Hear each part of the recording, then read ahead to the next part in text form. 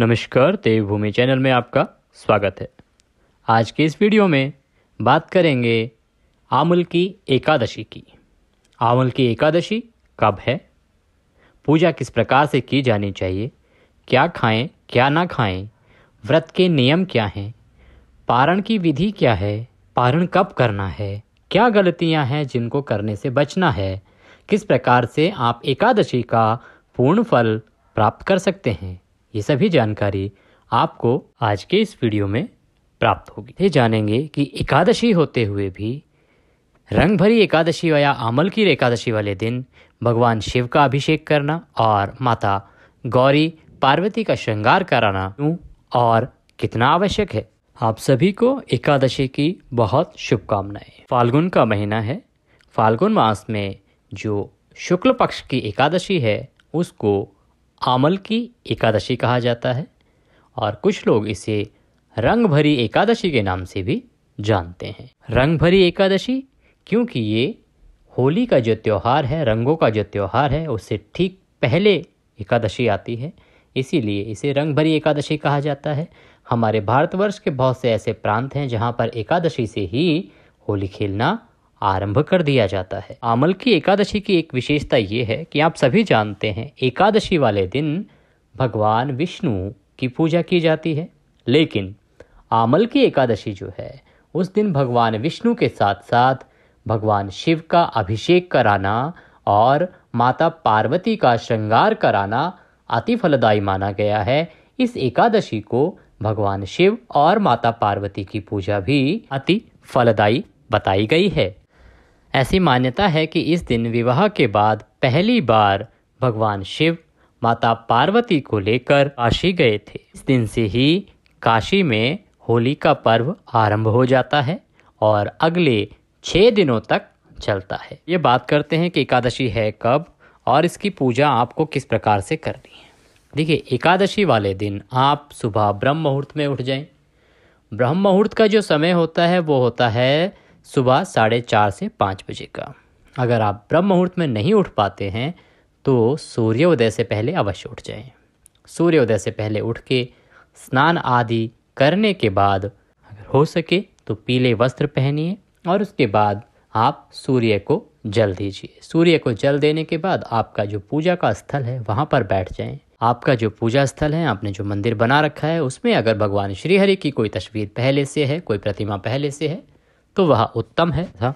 आप एक भगवान श्री हरि की तस्वीर या प्रतिमा स्थापित करेंगे। स्थापित करने के लिए कोई चौकी या पट्टा लीजिए, उस पर पीला वस्त्र बिछाइए, उसके ऊपर पुष्प रखिए और उसके ऊपर भगवान श्री हरि की कोई तस्वीर या प्रतिमा स्थापित कीजिए।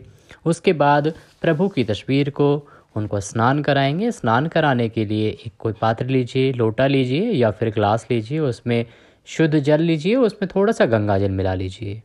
फिर भगवान को स्नान कराएंगे। स्नान कराने के लिए आप अपनी 2 उंगलियों से ऐसे छींटे दे सकते हैं, सीधे हाथ की 2 उंगलियों से, जिनसे हम आहुति देते हैं। अन्यथा आपके पास कोई पुष्प है तो पुष्प से प्रभु को ऐसे छींटे दीजिए। इसे सांकेतिक स्नान कहते हैं। और स्नान कराने के बाद उनको स्वच्छ साफ वस्त्र से पोंछ दीजिए। पोंछने के बाद प्रभु को रौली, कुमकुम आदि का तिलक लगाइए। तिलक लगा के पुष्प अर्पित कीजिए, फूल माला पहनाइए। वस्त्र के रूप में मौली का एक टुकड़ा तोड़िए और मौली का टुकड़ा तोड़ के प्रभु को अर्पित कीजिए। घी का दिया जलाइए, धूप जलाइए, धूप दिखाइए, प्रभु को नमस्कार कीजिए और व्रत करने का संकल्प कीजिए। संकल्प करने के लिए आप अपने सीधे हाथ में थोड़ा जल लीजिए, उसमें पुष्प रखिए और 1 रुपये का सिक्का कम से कम रखिए, या जो भी दक्षिणा आप रखना चाहें वो रखिए।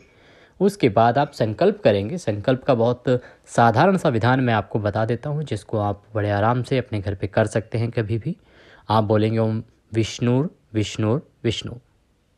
अपना नाम लीजिए। अमुक गोत्र समुत्पन्नाय, अपना गोत्र स्मरण कीजिए, जो आपका गोत्र है।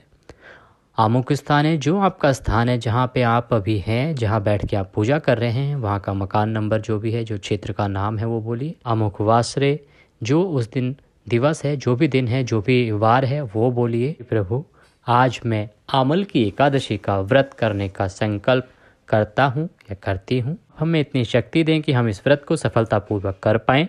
और वो जो संकल्प है उसको आप प्रभु के चरणों में छोड़ दीजिए। फिर भगवान श्री हरि की ओम नमः भगवते वासुदेवाय मंत्र का 108 बार जाप कीजिए। जाप करने के बाद आप आमल की एकादशी का जो महात्म्य है, आमल की एकादशी की व्रत कथा है, उसको अवश्य सुनिए। व्रत कथा सुनेंगे, व्रत कथा आपके पास है तो आप पढ़ें, या आप हमारे चैनल पर भी प्रत्येक महात्म्य में प्रत्येक एकादशी व्रत कथा सुन सकते हैं। आपके लिए एकादशी की कथा अपलोड की जाती है, आप उसका वीडियो भी अवश्य ही देखें और भगवान श्री हरि का आशीर्वाद प्राप्त करें। अब बात करें कि एकादशी जो है, अमल की एकादशी, वो किस दिन है, समय क्या रहेगा, पारण का समय क्या रहेगा, उससे पहले थोड़े से नियम जान लेना आवश्यक है। देखिए, एकादशी का जो व्रत है वो दशमी तिथि से ही आरंभ हो जाता है, अर्थात एक दिन पहले ही आपको नियम आरंभ करने होते हैं। नियम कहता है कि दशमी तिथि को दोपहर के बाद भोजन नहीं करना चाहिए, अर्थात अन्न जो ग्रहण करेंगे आप, वो एकादशी से पहले, दशमी जिस दिन आप व्रत कर रहे हैं उससे एक दिन पहले दोपहर का भोजन करेंगे, उसके बाद आप अन्न ग्रहण ना करें। तामसिक पदार्थों का प्रयोग बिल्कुल ना करें। आजकल क्योंकि बहुत सारी लाइफस्टाइल डिजीज़ है, बहुत सारी परेशानियां हैं, बहुत तरह की मेडिसिन ऐसी चल रही होती हैं सभी माताओं बहनों भाइयों की, तो उस केस में आप अगर नहीं रह सकते हैं उस दिन भूखा, तो आप रात का भोजन कर लें, लेकिन उसमें तामसिक पदार्थ लहसुन प्याज आदि बिल्कुल भी ना प्रयोग करें, और रात्रि को ब्रश आदि करने के बाद, दंत धावन करने के बाद सोएं। तुलसी दल अवश्य ही एक दिन पहले तोड़ के उतार के रख लें। तुलसी का पत्ता अपने घर में रखें कि जब एकादशी को आप भगवान हरि विष्णु को भोग लगाएंगे तो उसमें तुलसी दल का होना आवश्यक है। बिना तुलसी दल, बिना तुलसी पत्ते के भगवान विष्णु भोग स्वीकार नहीं करते हैं। इसीलिए तुलसी दल दशमी तिथि को ही उतार के रख लें, क्योंकि एकादशी को तुलसी को हाथ नहीं लगाया जाता है।